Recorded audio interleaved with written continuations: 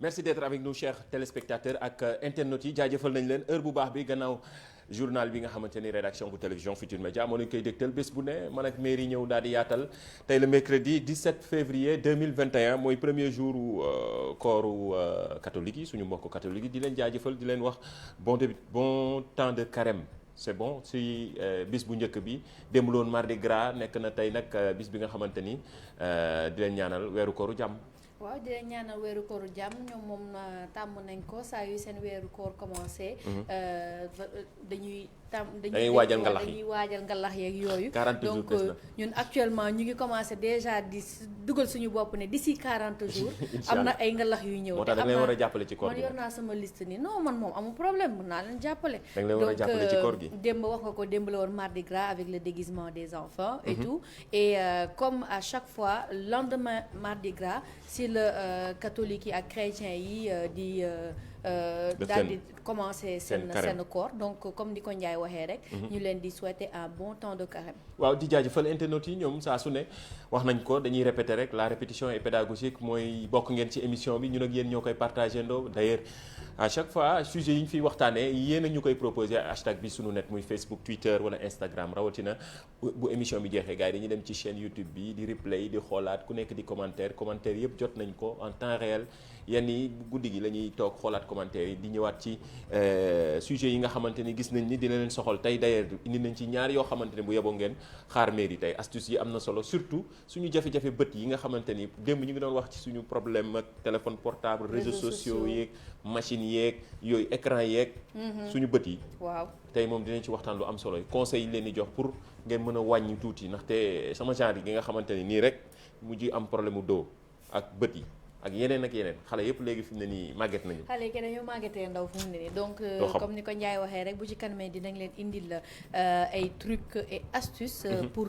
li nga xamante ne mooy lumière boobu ngeen di gis ci seen téléphone. mu leen di empêcher yenn saa yi ngeen nelaw et aussi dinañ waxtaanee un peu ci conséquences yi nga xam ne dafa indi parce que day baax aussi Ndiaye. balaa ñu leen di jox ay astuces ak ay tic.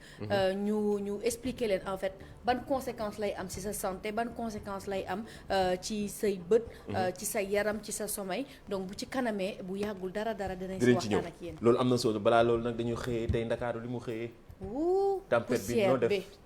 gën a takk masque yi nag fi ne nii c'est une occasion sax ñu gën a takk masque yi biddante bi ba pare gis naa image yi déjà ci réseaux sociaux yi gaa ngi def ay vidéo ku nekk di fësal Ndakaaru tey nii la mel xam naa ni mën nañ ko wax ne Sénégal gi yëpp ndax gis naa benn image ku ne Ourossogui tamit gis nga wane photo bi tey waa ANACIM ñoom joxe woon nañ xibaar bi pourtant démb ci guddi fajar gi tey wis na tuuti waaye xam naa ni waaw mi ngi noonu nekk na nag loo xamante ni image yi ñuy partagé la tey daal ci tënk rek nii ngeen ko gisee nii la image yi nii lañ koy partagé ci réseaux sociaux yi internet yi ku nekk di def vidéo di gis di wane tempête de sable bi am ci Ndakaaru li ko wër xanaa di man de côté parents yi laay waxee ak xale yi ndax fu mu ne nii ñoom tamit soxal nañ ma torop mi ngi noonu alerte rouge bi la voilà donc il faut faire très attention et s'il vous plaît ñi nga xamante ne ay xale lañu ngeen protéger leen ñu bañ a génn toog ci biir kër yi ngeen tëj fenêtre yi tëj leen lépp bu dara ubbeeku ñi am asthme aussi ngir yàlla war a suuli bu leen génn parce que temps bi du seen temps te mën na leen defal ay crise d'asthme donc yéen tamit tëju leen ngeen yor seen pompe wala seen voilà li ngeen faral di yor boo leen amee ay crise d'asthme parce que temps bi moom vraiment c'est pas le temps allergie sinusite waaw ñi am asthme xeet yooyu noonu yëpp daal nañu def tey très attention bu ñu mënul nekk bu mënee nekk sax mën nañ bañ a génn tey daal ci mbedd mi Lambocar sax nee nañu fii si direct bi que ne Mauritanie tamit noonu la mel dafa mel ne affaire bi gars yi ñu ne Sahara bi la jógee waaw apparemment semaine yi ñu génn Algérie dundoon na lu ni mel ndax ba ñu ngi ko doon partage ci réseaux sociaux yi xam nga léegi fi internet toll da ngay mën a toog fi nga toog ak sa connexion internet dugg ci réseaux sociaux yi xam li xew Sénégal actuellement xam la xew yeneen dëkk partout dans le monde te fan yi ñu génn Algérie même situation bii la dundoon ba ñoom algériens doon ko partager ci réseaux sociaux yi surtout sur Twitter nga xamante ni foom fa la lamb ju tas la ñëwoon nañ ci démb wax leen sénégalais yi koy jëfandikoo mais tey nag nañ ci ñëw aussi gën a yaatal site internet yi ñuy gën a jëfandikoo fii ci Sénégal gannaaw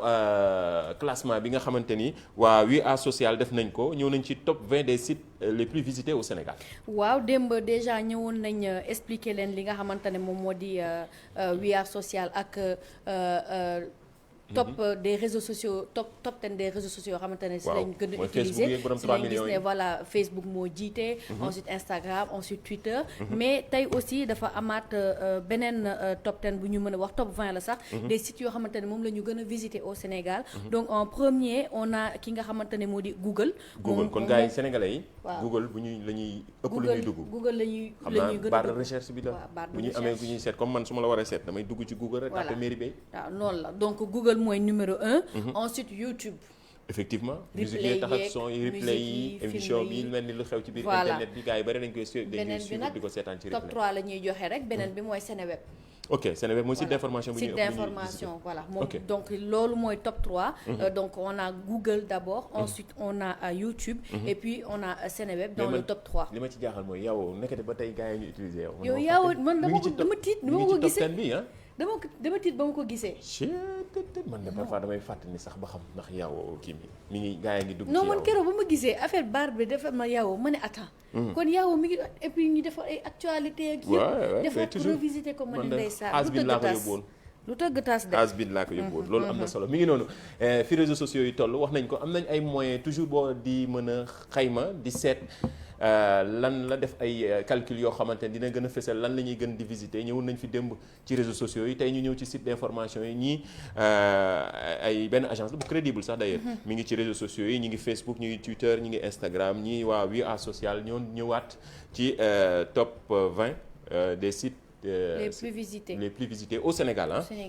Sénégal la soxal. te ils sont même partis un peu plus loin parce que dem nañ ba xool sax ci Google. au Sénégal ñan la ñu gën a recherché. yow ñan la ñu gën a recherché. ñan la ñu gën a recherché. Merry Beye. déedéet du Merry Beye da nga posé question bi. non ñi ñu gën a dama bëggoon wax ne yow ñan lañ gën a recherché yow laa bëggoon tooñ quoi xam ne la yow. non du man de Wally Seck numéro 3 Adji Sarr numéro 2 loolu moom mën naa la ko pour le moment loolu de buzz boobu en fait loolu ci Google c'est juste par période la quoi. exactement par période la donc tendance la ak buzz bi la quoi donc bu fekkee selon l'actualité bi ah. selon actualité bi. ñëwoon nañ fii doon leen expliquer ni ñuy defee recherche yooyu ci Google ak ni ñuy xoolee nit ki e-réputation am xool taxawaayam ci réseaux sociaux yeeg ci internet bi looloo waral chaque jour duñu jóg ci di leen gën a conseiller naka ngeen di jëfandikoo internet xoolaat dem bu baax ni ngeen di defee internet ak ni ngeen koy jëfandikoo ndaxte nekk na lu doy waar moo tax question bu ngeen posé woon démb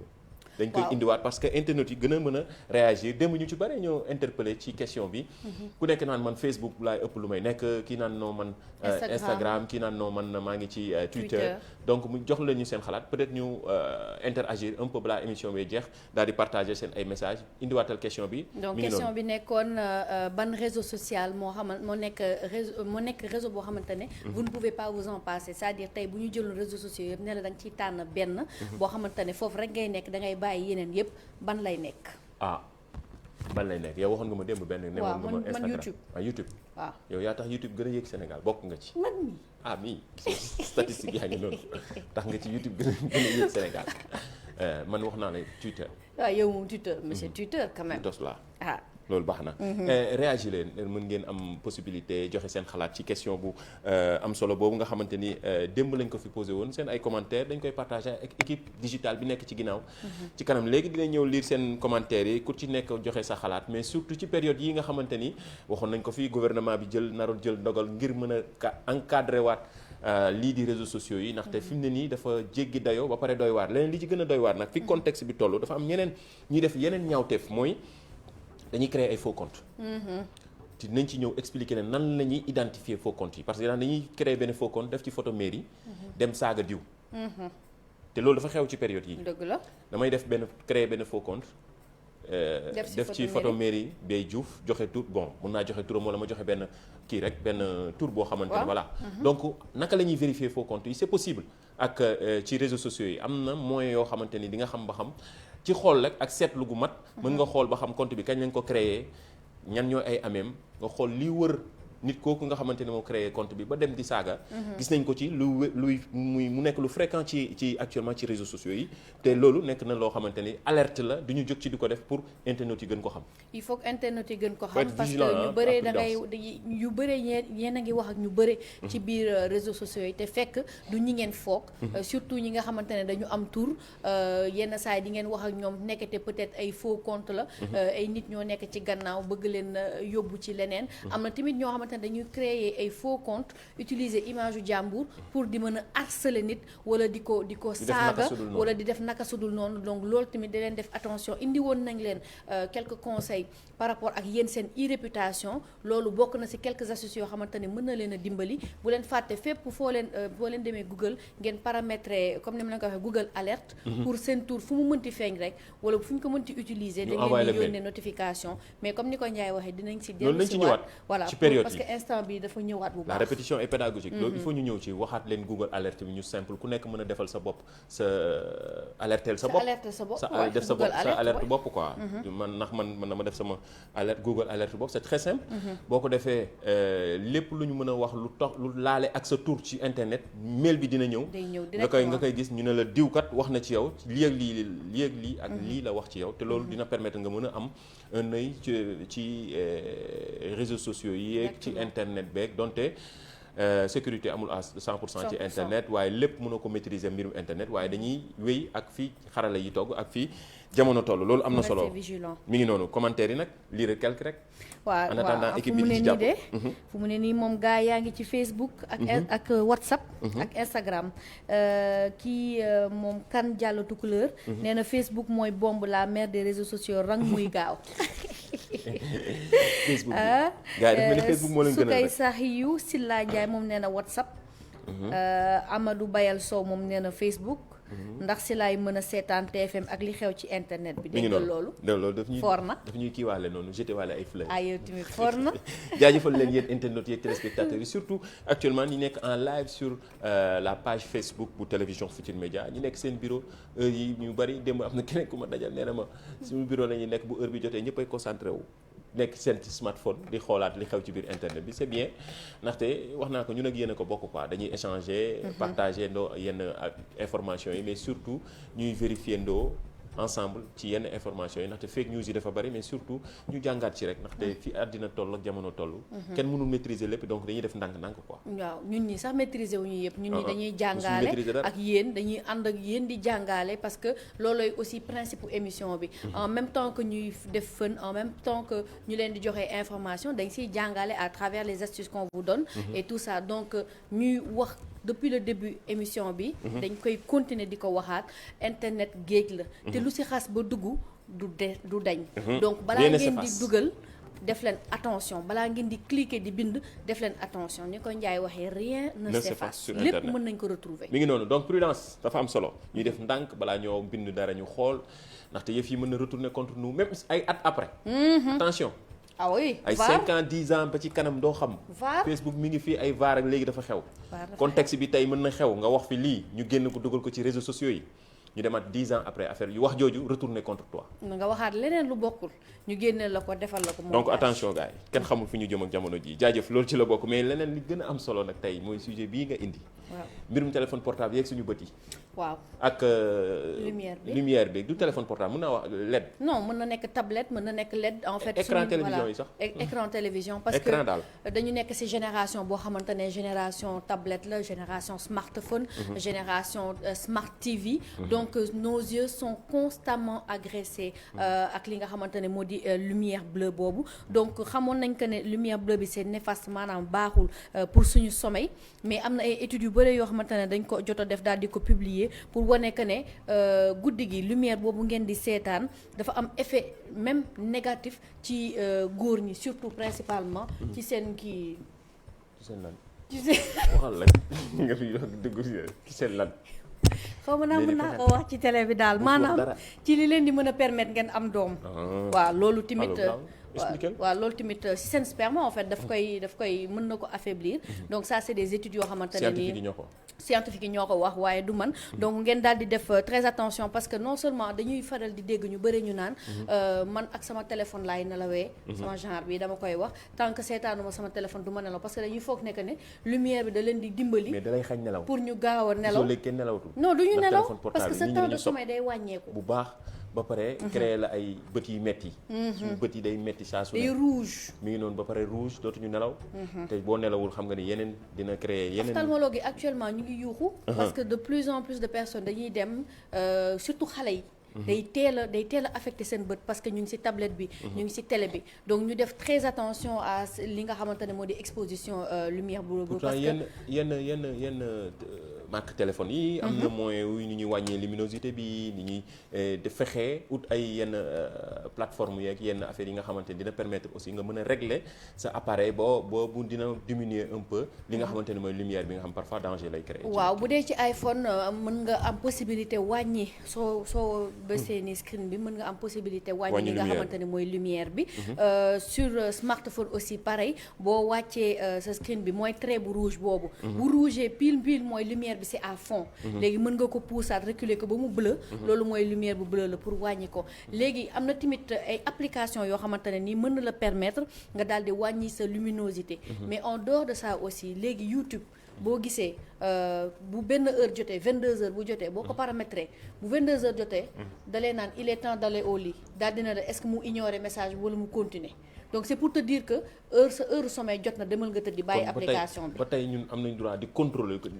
appareil yi du ñu contrôler mais ñun ñooy contrôler appareil. mi ngi il faut nit ñi jàpp loolu tamit ñun ñooy contrôler appareil. voilà donc pour application yi am na benn bu tudd Flux. donc Flux application de réglage de luminosité. Flux aussi boobu xamoon naa ko c'est important. et ça c'est intéressant. et ça c'est sur tous les appareils sous Windows wala Mac. ok waaw mën nga ko télécharger Flux donc F. majuscule point LUX. am na tamit te boobu dafay permettre sax nga ajuster colorimétrie bi. couleur mooy comme bi ñuy gis ci écran bi léegi. voilà exactement réalisateur mi ngi ko doon wane lu am solo la. am na aussi Twilight. Twilight aussi application sur les appareils Android tablettes et smartphone.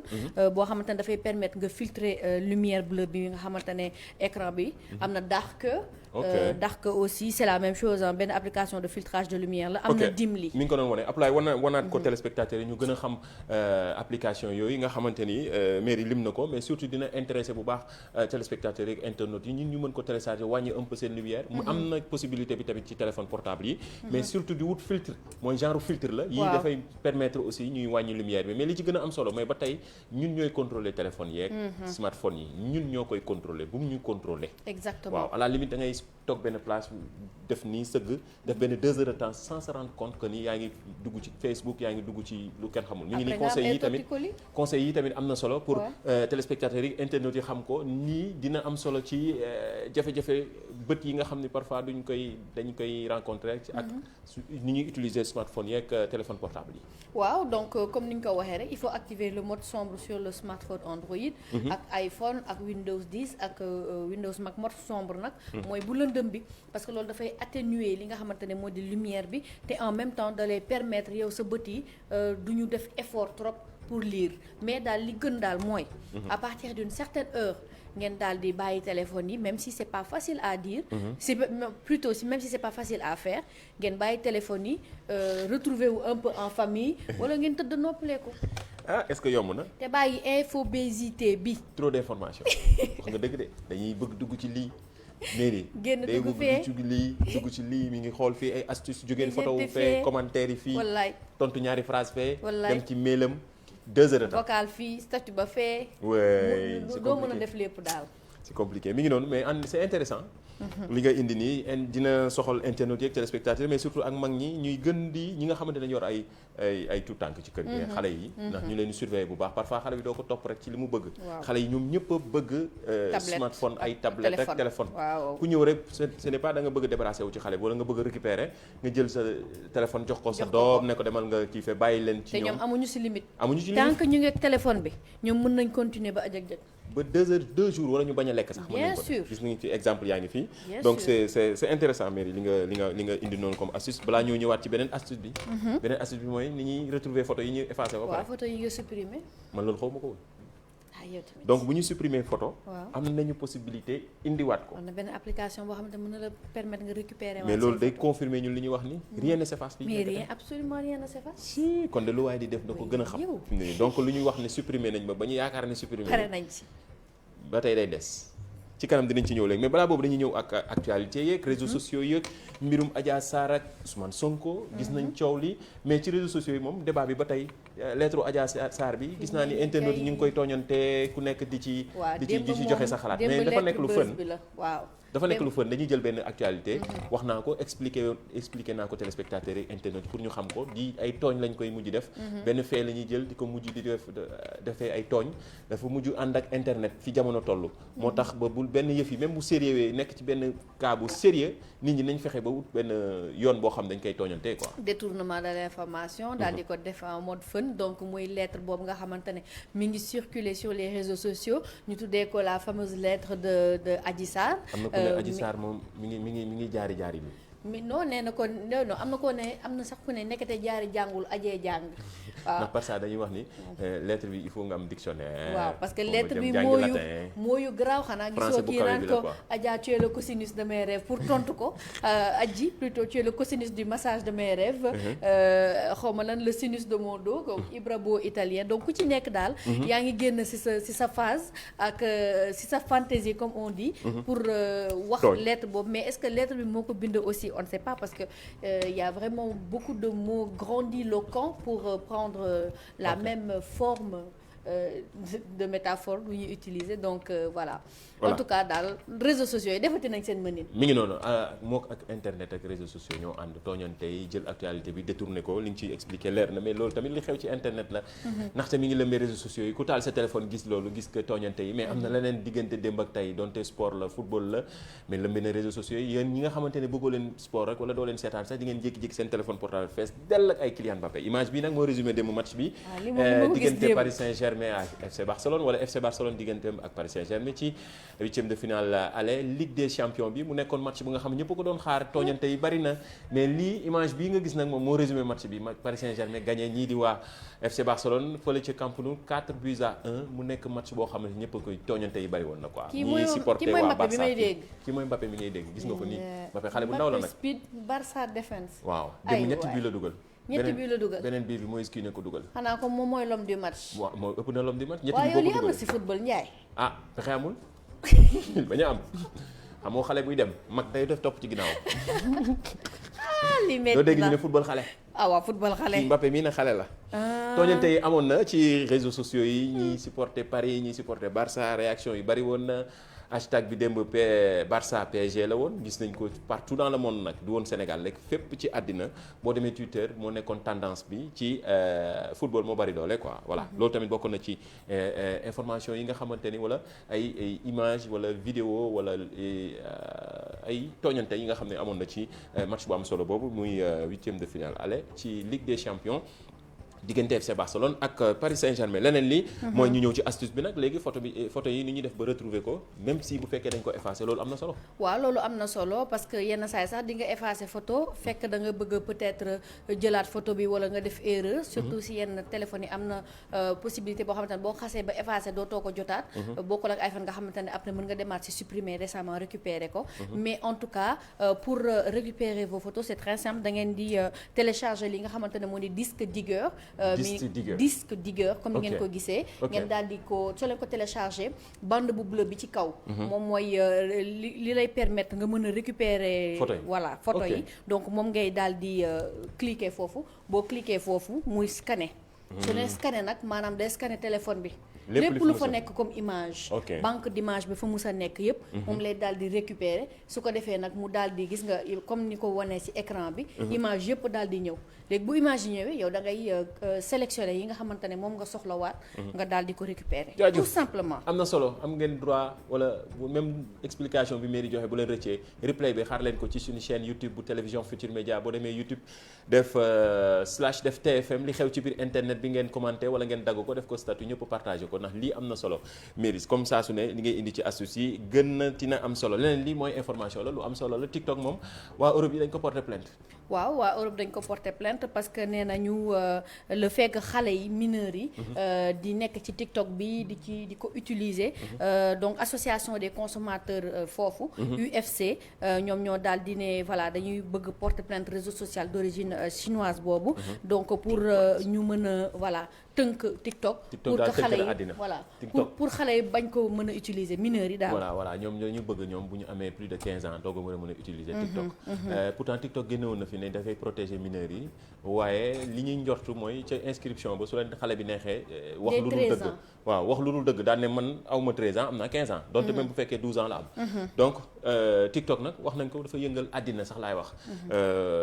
fi jamono toll ak coow li fi amoon digganteem ak Donald Trump ak ci mois yi ñu génn mais surtout ak waa États-Unis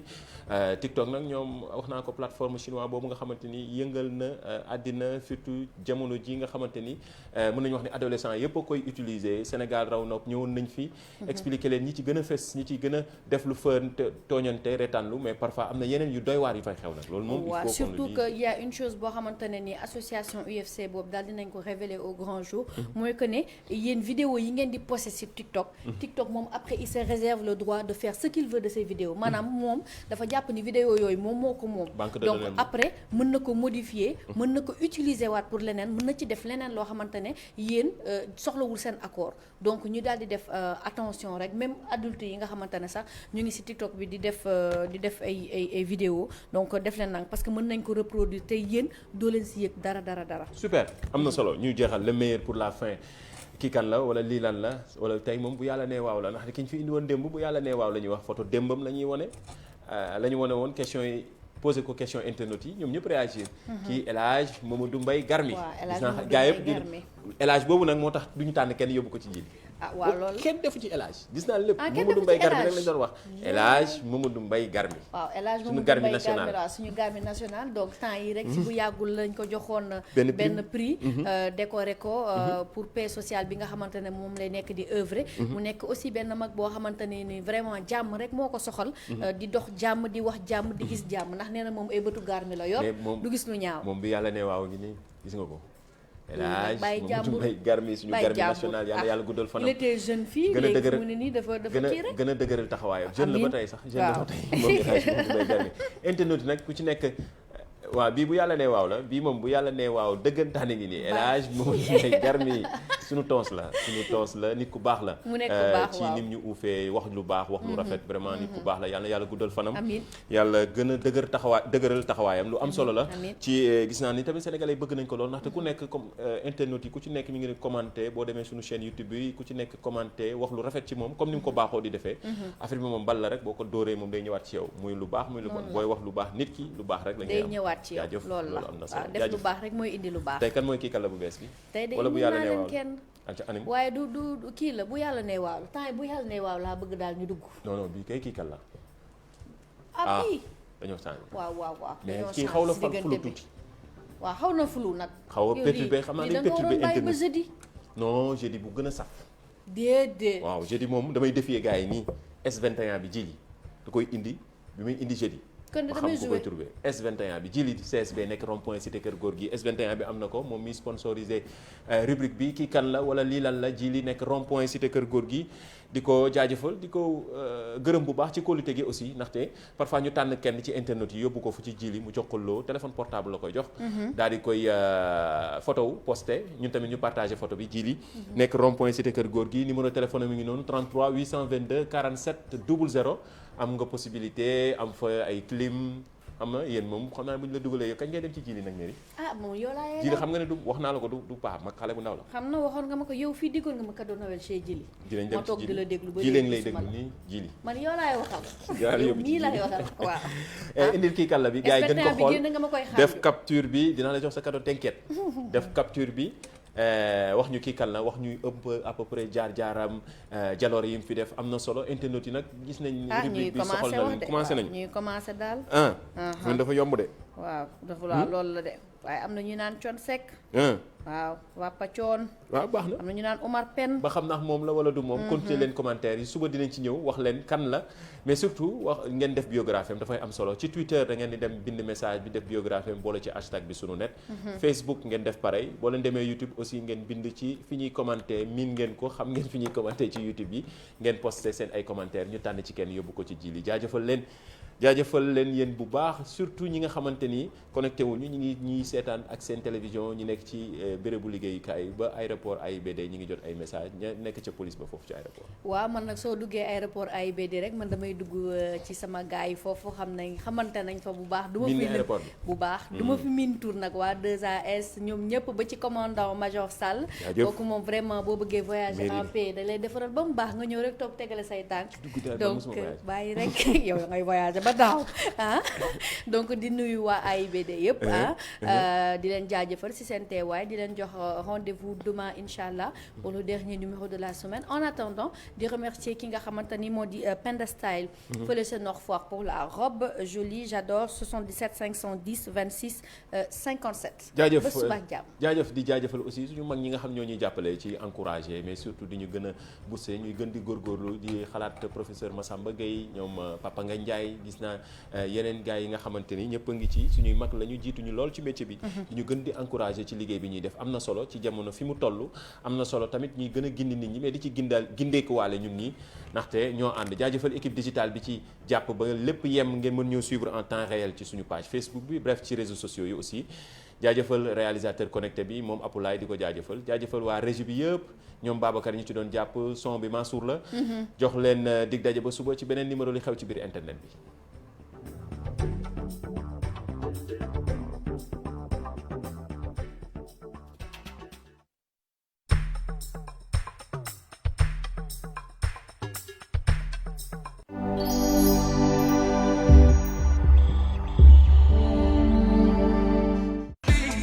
Pour plus de vidéos replay, abonnez-vous sur la chaîne YouTube TFM.